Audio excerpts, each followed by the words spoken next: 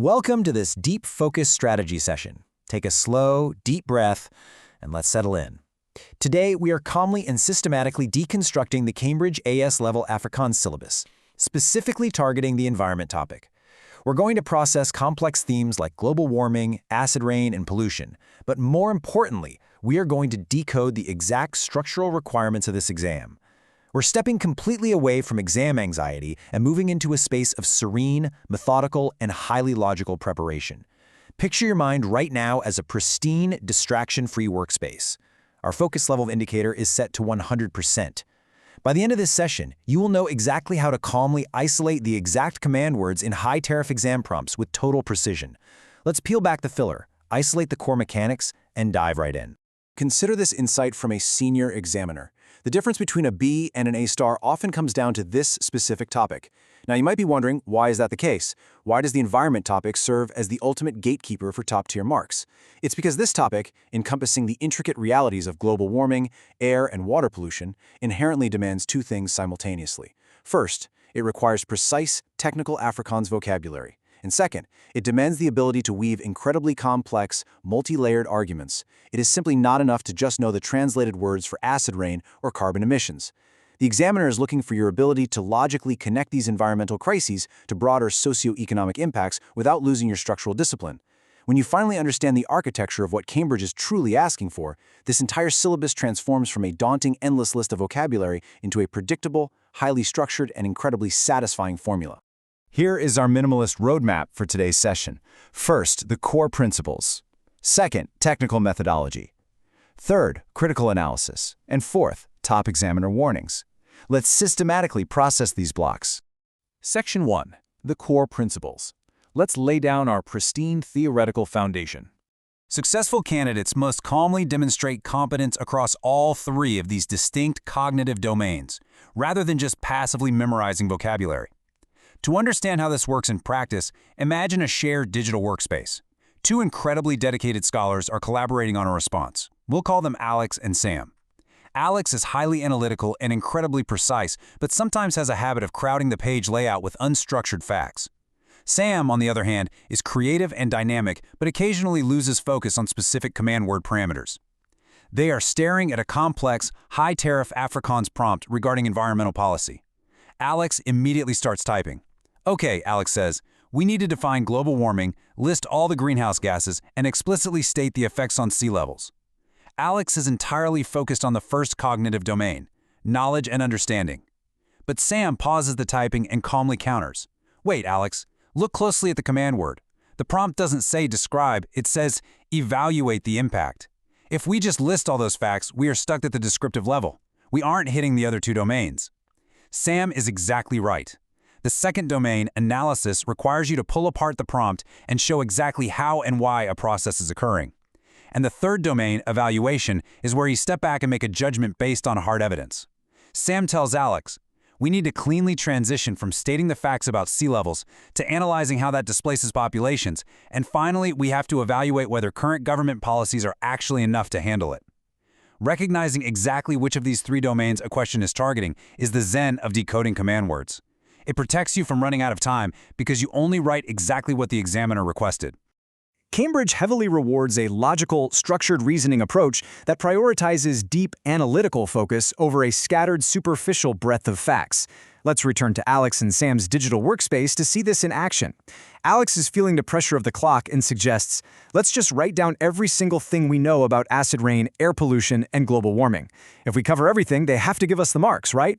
Sam shakes their head, highlighting the text with a clean digital stroke. No, that's a trap. That creates a massive, sprawling essay. It will have incredible breadth, but it will be completely superficial. Sam proposes a different framework. Let's choose just 3 core impacts of air pollution, only 3, but we will analyze each one with absolute precision. We will outline the cause, the direct effect, and the long-term socioeconomic implications. We will map it out perfectly. They challenge each other's layout choices smoothly, writing out their sentences out loud to perfectly fit the mark scheme parameters. Alex agrees, and they begin to craft a deeply focused, mathematically precise argument. This is the difference between panic writing and strategic execution. Your goal isn't to empty your brain onto the page, it's to construct a targeted architectural response. Principal examiner reports consistently emphasize that integrating precise definitions with smooth cross-topic connections is what elevates an answer to that coveted A-star level. Think of your knowledge as a well-organized, cleanly designed database.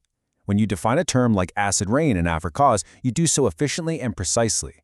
But the real high-yield leverage comes from those causal relationships. Alex and Sam realize that if they're discussing water pollution, they shouldn't just stop at the environmental damage. By linking the degraded water quality directly to its devastating economic impact on local agriculture, and then seamlessly integrating its subsequent effect on public health infrastructure, they build vital, undeniable bridges between isolated facts. This theoretical architecture is exactly what the examiner is desperately looking for in a sea of average papers. Section 2. The technical methodology. Let's transition into the exact technical flow required. Let's breathe and refocus. Before we write out our final top-band paragraph structure and process these 5 technical steps, make sure your daily study dashboard is complete. Subscribe to Ace the Exams at Ace the Exams right now and enable all notification alerts.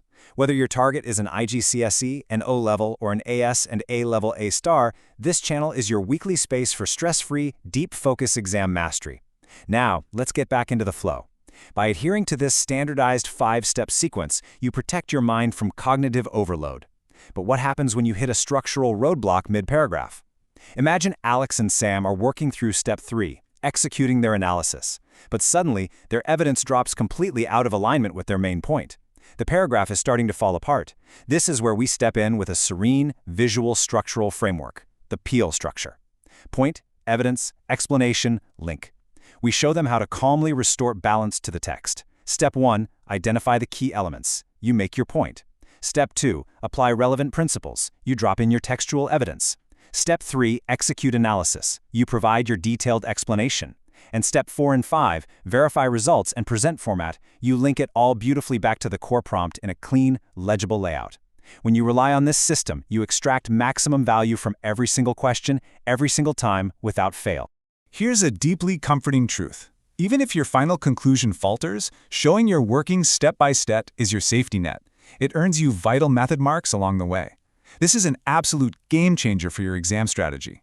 Imagine you are interpreting a highly complex Afrikaans text, detailing the chemical composition of industrial air pollution. What if, under the pressure of the exam, you slightly mistranslate the final concluding sentence of the article? Are you out of the game? Absolutely not. If you used your PEEL framework, if you clearly stated the initial premise, provided a direct quote as evidence, and calmly attempted to explain the logical link, the examiner will reward you for the process of your analysis. The structure is what saves you. Never just drop an isolated final answer onto the page. Guide the examiner smoothly through your entire thought process. Welcome to our first interactive practice arena. We call this challenge the Mindful Scan. Picture a highly complex Cambridge source chart on your screen. It's a dense table detailing global carbon emissions and their direct correlation to rising ocean temperatures over a 20-year period. It is packed with overwhelming numbers. I am starting a 60-second visual countdown timer in your mind right now. Your task is not to read every number. Your task is to extract the single most high-yielding core trend. In a state of total calm, you let your eyes glide over the data. You ignore the minor yearly fluctuations. You are looking for the overarching narrative. There it is, a consistent 30% spike in emissions directly tied to industrial expansion in the second decade. You extract that specific percentage, you interpret the relationship, and you draw a crisp, evidence-based conclusion. You just bypassed all the noise and secured the marks in under a minute. That is the power of the Mindful Scan. Section 3. Critical analysis. Let's elevate our responses to the absolute highest marking bands. Let's enter our second interactive practice arena, the imperfect answer. Picture a flawed student paragraph on the digital display in front of you. The student wrote, "Factories produce a lot of toxic waste. This waste goes into the rivers. The fish die. This is bad for the environment because it pollutes the water." Let's use a clean highlighter stroke to identify exactly where the structural discipline breaks down. The entire paragraph is trapped in level 1, the descriptive level. They're just stating facts. To fix this, we calmly rewrite it out loud, ascending through the higher order framework. We start with level 1, the point. Industrial operations continually discharge toxic waste into local river systems. We move to level 2, the analytical level. This accumulation of toxins drastically reduces aquatic oxygen levels, leading to mass fish mortality and the subsequent collapse of the local fishing industry. Now we ascend to level 3, the evaluative level, where the top marks live. Ultimately, while industrialization provides immediate job creation, the irreversible degradation of foundational ecosystems makes this economic model entirely unsustainable without severe regulatory intervention. Do you feel the difference? That is how you sculpt a flawless block of text. Top-performing students exhibit a deeply connected understanding by calmly questioning assumptions and justifying their final recommendations with hard, irrefutable evidence. When you are assessing source material about a proposed environmental solution, say a massive carbon tax initiative, do not just accept the text as absolute truth. A true A-star scholar questions the baseline assumptions. You must ask, will this tax actually function as intended in a rapidly developing economy, or will it just cripple small businesses? You must weigh the undeniable environmental urgency against the harsh, immediate economic reality of the local population. Consider both perspectives equitably, and then, most importantly, justify your final stance using direct evidence extracted from the provided text. This level of serene, objective debate on the page is exactly what evaluative thinking looks like in its purest form. Section 4. Top Examiner Warnings. Let's deconstruct the pitfalls so you can avoid them entirely. Let's navigate past the 3 classic examiner traps with absolute confidence. Trap number 1, using the wrong approach for the context. If the source material is focused on localized urban air pollution in a specific South African city, your Afrikaans vocabulary and your analytical arguments must be hyper-localized to that exact scenario. You cannot rely on a generic, pre-memorized essay about global emissions. Trap number 2, forgetting format and presentation. If you let your anxiety take over and blend your descriptive points, your analysis, and your evaluation into one massive, unbroken wall of text, examiner compliance plummets. They cannot easily find where to award you marks. Trap number 3, answers not specific to the context.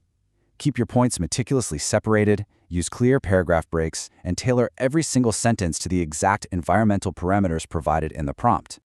As we reach the peak of our focus session, let's process this final, definitive morning. It beautifully summarizes our entire strategy. We are distilling everything into 3 core focus pillars. Pillar 1, the 3-step question scan. This is where you decode the command words, isolating exactly what the examiner wants before you write a single letter. Pillar 2, the marks per minute flow formula. This is your pacing. You don't write endless superficial facts. You write structured peel paragraphs that maximize your yield per minute. Pillar 3, the final polish review pass. This is where you check your theoretical architecture, ensuring your cross-topic integration is clear and your method is visible on the page. Your methodical, visible thought process is just as valuable as the final answer itself. Alex and Sam are now looking at their completed, flawless response paragraph on the digital notebook. The structure is pristine, the analysis is deep, the evaluation is grounded in evidence. Our focus meter is officially maxed out at 100%. You are now equipped to dismantle complex, high-tariff questions without a trace of exam anxiety. So how will you apply this critical, structured approach the next time you face a massive prompt on global environmental impact? Take this clarity with you. Subscribe to Ace the Exams. At Ace the Exams, click the notification bell for future focused deployments and leave a comment below identifying the specific subject, tier, and target grade you are currently meditating on. Stay calm, stay structured, and keep your focus absolute.